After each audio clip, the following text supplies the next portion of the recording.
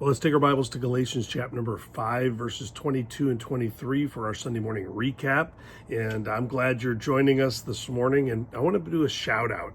Don't usually do shout outs, but we had an event this past weekend, and someone came to our house and wanted to know where I did my morning videos. And so this is for you, Bobby Bailey. I just wanted to thank you for paying attention to the videos and being excited to actually come out on my patio and see what's behind me for yourself. And so I'm excited that you watch and are encouraged by these videos. And so thank you for that shout out to you. Thanking you for your kindness to me.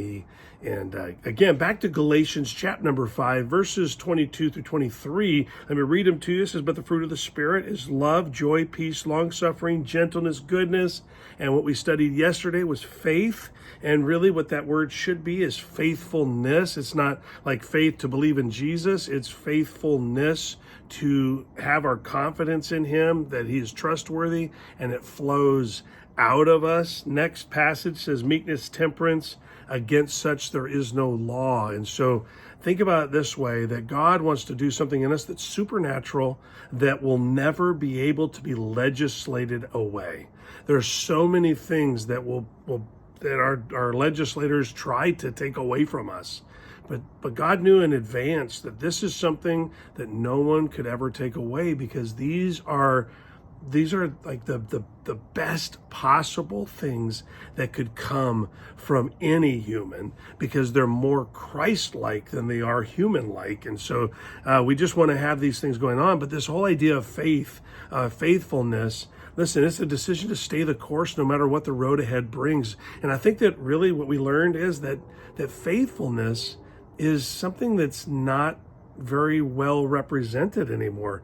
We're always looking for something better. If it's not comfortable to us, or we don't like how things went down, we just go somewhere else. Unfortunately, the divorce rate in Christians is the same as the world. And so, listen, faithfulness is not something that we are doing our very best in. And honestly, I was telling our church family this past weekend that when faithfulness is weak, we need to go back to our actual relationship with God. The front end of our spiritual gifts, this love, joy, peace, this is our relationship with God. And love, joy, and peace will dictate how much faithfulness we're even able to give. And so let that be an encouragement to you, that faithfulness, there's a power in faithfulness that sets us apart, because this faithfulness is not just, well, I went to my job for 300 years and nobody else had that run like that. And it's not some goofy thing. It's actually being able to be dependent on, that you're actually reliable, that you're trustworthy. It's the best reflection of God to other people that we can even give, because the world around us, they're always looking for something else. They leave if they just don't like what's happening, or if they don't feel appreciated enough, they just walk out. They walk out on the church, they walk out on their marriages, they walk out of their jobs, because there's no faithfulness. Well, the believer should be the greatest specimen of faithfulness the world could ever see. Faithfulness is a special mark of the Spirit-filled life. And so let me just encourage you with this. Start the week being faithful. If you say yes to something, show up.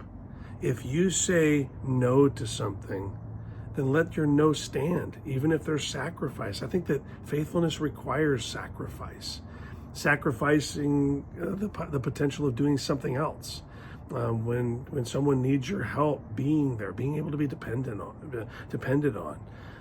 That's the best way that we can look at this. See, Jesus could be depended on completely to do everything necessary to save us. He went all the way to death on the cross, dying as associated as a criminal, even people believing that maybe the accusations were true. And he didn't care, because his desire was to save us. And so he was faithful all the way through the process, fulfilling every requirement that we might be saved.